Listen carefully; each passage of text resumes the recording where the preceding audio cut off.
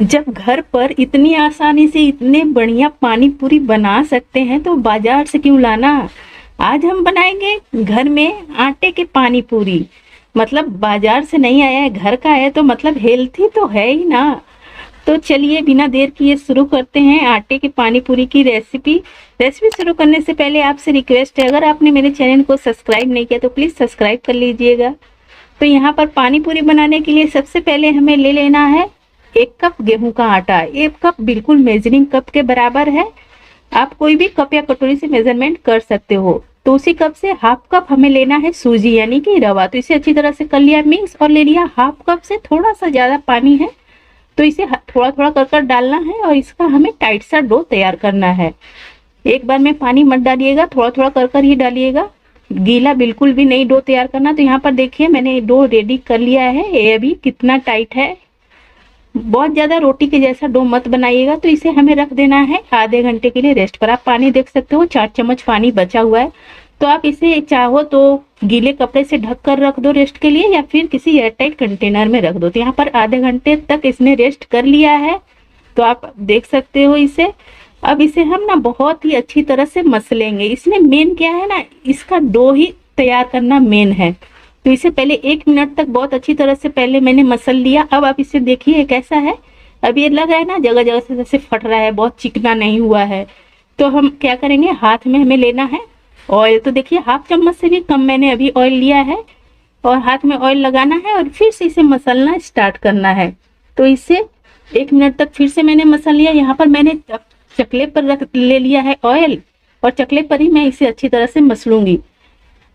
अगर आपका प्लेटफॉर्म अच्छा हो तो आप प्लेटफॉर्म पर भी रखकर मसल सकते हो। तो यहाँ पर देखिए पूरा इसे बहुत ही अच्छी तरह से दबाते हुए मसलना है और मसलते मसलते ना एकदम ये चिकना हो जाएगा। तो अभी आप देख सकते हो ये कैसा हो गया है। तो मैं आपको दिखलाती हूँ पहले वाला डो जो हमने लिया था पहले। आप उसका कलर देख सकते हो, इसका कलर देख सकते हो। पहले लग रहा है ना कि आटे का है, अब लग रहा है जैसे मैदे का हो चुका है। इसमें घिंचाव भी आने लगते हैं और बहुत अच्छा ये चिकना हो जाता है। तो इसे मेन मसलना ही है, आपको बहुत अच्छी तरह से मसलना है।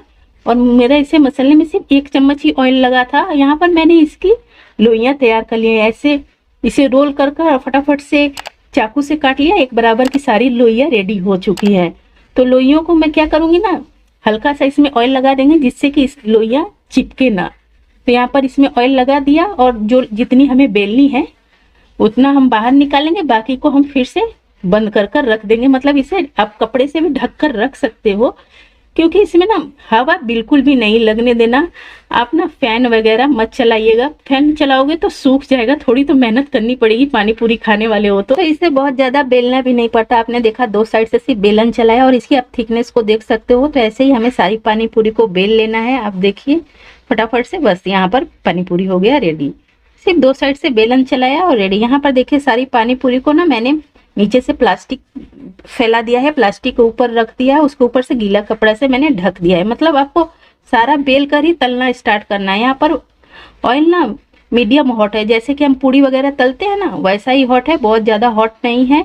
और इसे ना हमें बीच जैसे इसे दबाते रहना कि तुम तेल में ही रहो, इसे बाहर नहीं आने देना है। तो इस तरह करने से फूल जाएंगे। तो इसी तरह से एक एक कर कर डालते जाना है, सबको फुलाते जाना है और हिसाब से डालना है कि सारे पक जाएं। तो इससे फिर उलट पुलट कर हम सेक लेंगे और इससे सीखने में 1.5 मिनट का समय आराम से लगेगा, 1.5 से 2 मिनट। हमें फ्लेम को जब ये फूल जाए ना सारे, जब तो इसे पलटेंगे तो क्या करेंगे, फ्लेम को लो रखेंगे। लो फ्लेम पर उलट पुलट कर हमें कुरकुरा होने तक एकदम तलना है। जिससे कि कोई कोई कहता है ना हमारा पानी पूरी हम बनाते हैं तो सौगी सा हो जाता है, उतना खस्ता नहीं बनता। तो इसे तलना भी जरूरी है। इसे लो फ्लेम पर 1.5 मिनट तक अच्छी तरह से तल लीजिएगा। तो यहाँ पर देखिए ये पानी पूरी कैसे रेडी हुई, कितने बढ़िया रेडी हुए हैं।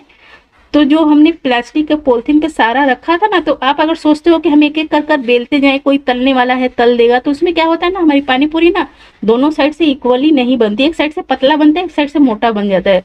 तो हमें क्या करना होता है, पानी पूरी को सारा एक साथ बेल लेना होता है और जो पहले हमने बेला है उसे ही पहले तलना होता है। अगर आपको लग रहा है कि मैंने आपको कुछ अच्छी जानकारी दी है, इस मेरे चैनल को सब्सक्राइब कीजिएगा, लाइक कमेंट शेयर करना मत भूलिएगा।